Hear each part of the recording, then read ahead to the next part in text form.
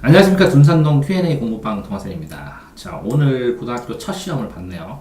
이제 첫 질문인데요. 축하드립니다. 이제 마감률 신경 쓰셔야 다른 사람들도 답변해드립니다. 자, 제가 오늘 첫 시험을 봤는데 망했어요. 이런 말 쓰지 마시고, 망한 게 아니라 좀 실수를 한 거죠. 나름 중학교 때 특목고를 노려볼 만한 성적이 나왔으면, 이제 노려볼 만한 성적하고 특목고를 갈 수 있는 성적하고 이런 애들이 같이 모여가지고 이제 고등학교를 이룹니다.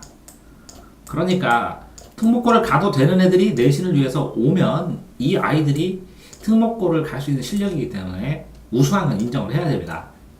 오늘 수학 70점대가 나오는 거면 못 본 건 아닙니다. 출발 치고는.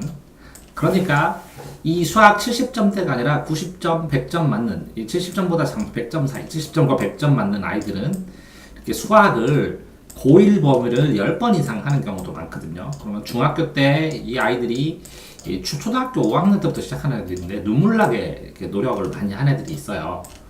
그런 아이들을 기준으로 치면 좀 부족하지만 일반적인 아이들로 치서는 공부를 그래도 시작할 수 있는 점수는 맞은 거예요.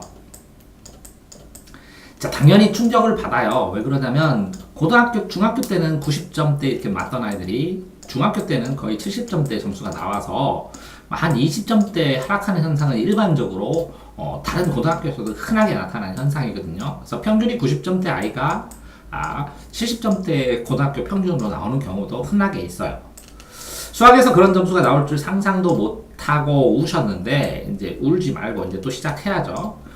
자, 상상도 못했다는 것은 이전에 고1 기출문제를 가지고 여러 번 풀어보지 않았다는 것이거든요. 그러니까 준비가 실제적으로 부족했다는 것이니까 인정하셔야 돼요. 그러냐면 고1 거를 계속 시험을 보고 단련을 해서 내가 몇 점이 나올지 확인을 했어야 되는 거거든요. 자, 다음날 시험도 의욕이 떨어지면 안 되겠죠. 이제 정신 차려야죠. 이게 회복력이에요, 회복력. 넘어지더라도 일어나서 달릴 수 있는 회복력. 왜? 고등학교 시험은 한 번에 끝나는 게 아니라 고3 때까지 계속되는 달리기거든요. 그래서 한 번 넘어져도 일어나서 달리고, 일어나서 달리고, 일어나서 달려야 된다는 거예요. 이렇게 장거리 걸리니까. 마라톤을 따는 사람이 넘어졌다고 포기하나요?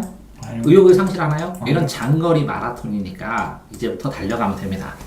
똑같이 옆에 있는 상군도 이렇게 본인이 몇 점 나올지 예상을 못하면 당황을 하니까 나중에 일정 기초 실력이 되면 시험을 보기 시작을 해야죠.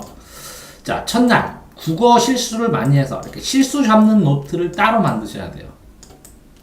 그래서 실수를 다 극복을 하면 그때부터 진정한 공부가 시작되거든요. 그러니까 진정한 공부를 하시려면 실수를 이게 어떤 실수인지 아주 자세하게 정리를 해야 돼요. 그래서 계산 실수도 분수 실수인지 법문지 실수인지 이렇게 실수 노트를 따로 쓰셔야 돼요. 그래서 실수 잡는 게 첫 번째 목표예요. 실수를 안 했을 때 시험을 대박이라고 얘기를 하는 거죠.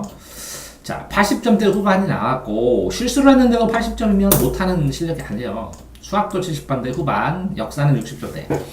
역사도 뭐 기본만 넘어가면 되니까 지속적으로 하면 수능 때는 문제가 안 돼요. 하필이면 제가 일반고 내신 따려고 간 중학교에 전교권 이런 현상이 요새는 흔해요. 왜 그러냐면 자사고 특목고나 입시가 변하니까 이제 일반고에서 수시를 노려서 내신을 따겠다는 아이들이 굉장히 많아졌어요. 옛날보다는. 그러니까 흔하고 일반고의 경쟁률도 이제 굉장히 이 자사고 못지않게 강해졌다. 상위권에서는. 이렇게 생각을 하시고 공부를 하기 시작해야죠. 하필 그런 게 아니라 이것도 흔한 현상입니다, 지금. 자, 다음날 영어 과학은 자신 있으니까 열심히 잘 보시고요. 중간고사가 3, 4등급 올라가면 자, 현실적으로 말해서 한 번에 올리지는 못합니다. 왜? 다른 아이들도 공부하니까. 자, 제 거 보시면 마지막 한 번 이 인생을 좌우한다 뭐 이 동영상 건방 전에 찍었는데 어떤 고3이 이렇게 지속적으로 이렇게 등급을 올려서 1등급까지 올라갔더라고요. 2등급에서. 이것도 굉장히 험난한 과정이에요. 야금야금 올라가요. 그러니까 3, 4등급이 나오면 야금야금 올리시는데 이 야금야금 올리면서 나중에 이렇게 내신이 공신입니다. 내신을 탄탄하게 하다가 보면 나중에 이 시험을 보더라도 내신 공부가 탄탄하면 빠르게 적응이 되니까 일단은 고등학교 1학년 지금 3, 4등급이 나오고 이 점수대를 보니까 고등학교 1학년, 1학년, 그러니까 1학년 끝날 내내, 고1 내내 내신만 신경 써서 한번 해보시기 바랍니다. 그런 다음에 방학 때도 내신만 하시고요. 나중에 만회가 가능한가? 이거는 이렇게 올리면 다 당연히 가능하죠. 올리면. 그리고 이렇게 내신이 올라갈 정도면 정시도 늘어나거든요. 근데 정시도 늘어나는데 현실적으로 만회가 가능하지만 이렇게 10번 이상 한 아이들하고 경쟁을 하려면 진짜 피나는 노력을 해야 된다고 생각을 하셔야 돼요. 그래서 수행은 잘 봤으니까 됐고요. 기말을 본 다음에 최대한 요거를 한 2등급까지, 2등급 턱걸이까지라도 올릴 수 있도록 노력을 한번 해보시면 돼요. 그런 다음에 올리면 더 효율적이니까. 자, 근데 법조인을 가려면 이제 나중에 로스쿨 가면 되거든요. 로스쿨 가면 어떤 대학이든 상관이 없어요. 어떤 과든. 그 로스쿨 가게 되면 로스쿨 시험을 보는데 영어하고 로스쿨 시험, 입학 시험을 봐가지고 들어가면 되는데 로스쿨도 뭐 대학마다 한 서울에 한 4개 대학, 요새는 아주대가 엄청나게 성장을 했던데 서울대, 연대, 고려대, 아주대 이렇게 되나? 한양대인가? 이렇게 되는 요런 로스쿨을 들어가면 이제 변호사 합격률이 높으니까 이거를 목표로 해서 공부를 하는데 어느 대학을 들어가든지 나중에 그 대학, 같은 대학이면 로스쿨 입학하기가 더 편할 수도 있겠죠.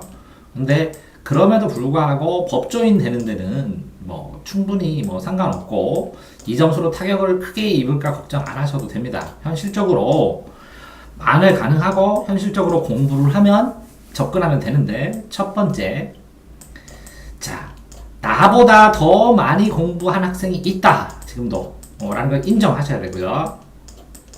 두 번째, 자, 내가 3등급을 받았다라고 하더라도 이걸 만회한다고 생각이 아니라 내가 2등급이다 현실적으로 3등급이다 생각하고 이걸 꾸준히 올리기 위해서는 어떻게 해야 될까?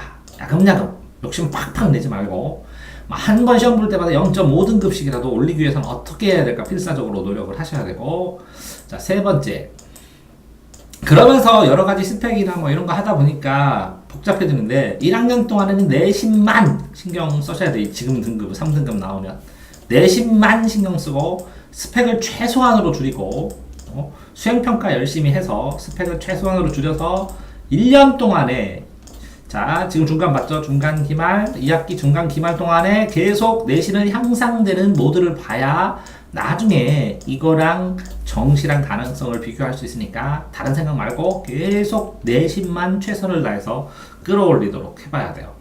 그 다음에 네 번째, 이렇게 공부를 해나가는데 이게 쉽다고 생각하면 안 돼요. 쉽다고. 그러면 내가 어떤 거를 공부를 하는데 이건 난 최선을 다했는데 왜 그래? 이렇게 생각하면 안 돼요. 나도 최선을 다하고 남도 최선을 다하는데 그 전에 한 애들을 하려면 내가 이거보다 더 해야 되기 때문에 내 약점, 내 방법 이런 것들을 구체적으로 받아들이고 사람들이 잔소리를 하게 되면 이게 틈이 있구나 하면서 적극적으로 개선하면서 적극적으로 고쳐나가야 돼요. 자, 그런 다음에 저기에 쟤는 1등급인데 나는 왜 3등급이야 이런 생각 하시면 안 돼요. 한 단계 한 단계 야금야금 올려야 돼요. 그래야 결국은 수시도 성공하고 정시도 가능성이 있으니까 이렇게 순차적으로 야금야금 올라간다고 생각을 하시고 각오를 하고 하셔야 돼요. 그래서 다른 거는 다 상관없는데 발전을 못하면 내가 늘다, 성적이 향상되지 않았다, 발전되지 않았다는 걸 괴로워하고 하지 말고 나머지는 발전 안 될 때만 괴로워하고 나머지는 괴로워하면 안 돼요. 참고. 그 다음에 이게 한 번 하면 이게 꾸준히 해야 돼. 계속 꾸준하게. 그러니까 너무 무리하면 안 돼요. 무리하지 말고. 그걸 무리하다 보면 몸이 탈나고 마음도 탈나고 그래서 포기하게 되니까 꾸준하게 100%가 아니라 예를 들어서 95%를 하면 95%를 하되 즐겁게 적극적으로 그렇게 하면서 이 95%의 능력이 키워나면 이걸 계속 속도를 느리고 양도 느리고 질도 느리고 이렇게 해서 나중에 내 능력 자체가 바뀌어야 돼요. 그래야 대가 바뀌어요. 그러니까 점수 조금 덜 나오고 많이 나온 건 일희일비 하면 안 돼요. 멘탈이 깨지면 안 되고 멘탈을 유지를 하면서 지속적으로 공부를 하고 개선을 하고 고쳐나가겠다. 그래, 내가 넘어져서 2단계 시작을 하지만 다음번에 올라가도 너무 좋아하면 안 돼요. 또 올리고 또 올려야 되니까. 계속 올려야 되니까. 그러다 보면 한계가 도달하거든요. 이 한계가 도달을 하면 미친 듯이 두드려야 돼. 계속 지속적으로. 이 한계가 깨질 때까지. 그래서 넘어가면 또 별거 아니에요.